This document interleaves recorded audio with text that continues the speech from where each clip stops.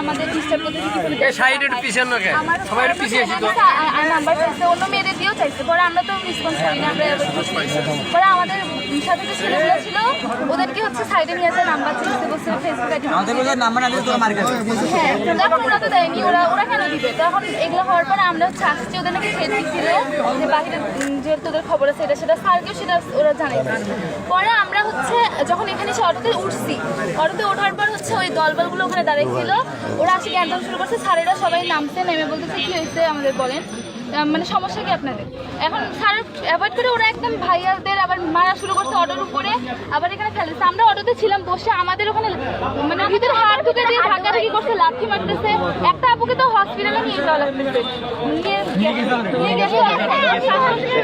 কারা এটা করছে? কারা? এটা হচ্ছে বয়েজের হচ্ছে কয়েকটা ছেলে, মানে এক্স আগের ছিল আর হলো 9-10 এর পরে। আমরা ইমন, শুভ, আপন, সিফাত, আমাদের আরো অনেকেই ছিল। 30 জনের উপরে, শোনেন 30 জনের উপরে ছাত্র না, 30 জন কোথায় থেকে সেই মুহূর্তে স্কুল বাসে তারা মানে হানা দিচ্ছে, গ্লাসগুলো ভেঙে ফেলেছে। তারপর আমি সুন্দরগঞ্জ মহোদয়, ইউনো মহোদয়কে আমরা স্কুল কর্তৃপক্ষ চিঠি দিয়েছি, চিঠিতে কোনো কাজ হয়নি। আপনার ওসি সাহেবকে চিঠি দিয়েছি, কোনো কাজ হয়নি। আপনার মাধ্যমিক শিক্ষা অফিসে আমরা চিঠি দিয়েছি, কোনো কাজ হয়নি। আরো এক জায়গায় আমি চিঠি দিয়েছি, কোনো কাজ হয়নি। আজকের ঘটনা হচ্ছে মূল ঘটনা।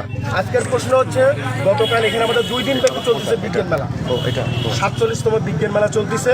এই বিজ্ঞান মেলায় গতকালকে বা আমি ছিলাম ঢাকায় ছিলাম, গতকালকে আমার এখানে প্রতিনিধি ছিল এখানে। প্রশ্ন হচ্ছে আজকে আমাকে যখন মেয়েরা জানায় যে স্যার ওরা আমার থেকে মোবাইল নাম্বার চাচ্ছে আর হলো ফেসবুক আইডি, আমি অসম্ভব। আমি ওখানে নিচে যে বসার আমাদের নির্ধারিত জায়গা রয়েছে, আমি ওখানে বসেছিলাম। আমি দেখি এদেরকে কে কে ওখানে ফলো করে। তারপর এখানে ঊর্ধ্বতন 2 জন কর্মকর্তাকে বলছিলাম, তারা আসলে ওই সময়ে এই জরুরি যে এই প্রোগ্রামটা চলছে তারা ওই সময় তারা অনেক ব্যস্ত। আমি কিন্তু তাদেরকে জানাচ্ছি। ঊর্ধ্বতন কর্মকর্তার দুজনের নাম একটু প্লিজ। পরে সেই ক্ষেত্রে আমি যে কথা বলতে চাই, আমি যখন গেট থেকে যখন আমরা চলে আসি, ইউনো মহোদয়, এমপি সাহেব সবাই যখন উপরে চলে গেল, আমরা এখানে চলে আসলাম। আসার পর এখানে গেটের এখানে আমরা একটা অটো ভাড়া করলাম, 2টা। একটা অটোর ভিতরে মালামাল সহকারে মেয়েদেরকে উঠালাম। এরা একজন বলতেছে কয় স্যার ওই দেখেন ওদের গ্রুপটা কি হয়। আচ্ছা ঠিক আছে বাবা, আমি দেখতেছি। গাড়িটা থামায় বললাম যে বাবা তোমরা এখানে একটু আসো তো, বাবা কি হয়েছে? ওরা তো আমার সন্তান।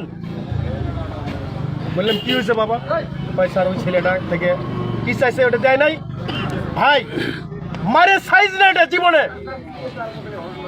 স্বৈরাচারীরা যেভাবে ছাত্রদের মারছে, আল্লাহর কসম করে বললাম এইরকম ভাবে ছাত্রদেরকে অ্যাটাক করছে। এরা স্বৈরাচারীর বংশ। এই সুন্দরগঞ্জ উপজেলায় যদি এই বিচারটা না হয়, আল্লাহর কসম করে বললাম বামুননাগার শিশু নিকেতন থাকবে না, আব্দুল মজিদ থাকবে। আমি কথাটা বলে গেলাম। এবং যদি বিচার হয় বামুননাগার বুকে হবে, এবং আমি ওখানে নিরাপত্তা দিব। আমার বামুন এই সুন্দরগঞ্জ উপজেলায় নিরাপত্তা দিতে পারবে না। কোরআন শরীফ নিয়ে বলতে পারবো আমি, নিরাপত্তা দিতে পারবে না। এর আগেও বামুননাগার এখানে ফুটবল কেন্দ্রিক এখানে এসে মার খেয়েছে, রক্ত ইয়ে করে ফেলেছে। কোনো এখানে প্রোগ্রাম হয়নি। আমি আজকে যে কথা বলতে তীব্র প্রতিবাদ জানাই। এইরকম যেন আমাদের মেয়েদের গায়ে চাচ্ছেন কি এইরকম এখন চাচ্ছি একটা ভাবে এই ছাত্রদের সাজা প্রদান করার জন্য, এইভাবে যেন মেয়েদের গায়ে। একটু বলি, যেহেতু স্যার আছে থানায় কমপ্লেন করলে থানা থেকে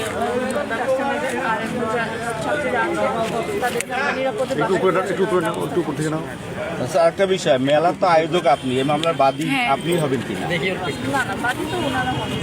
মেলার আয়োজক তো আপনি। মেলার আয়োজক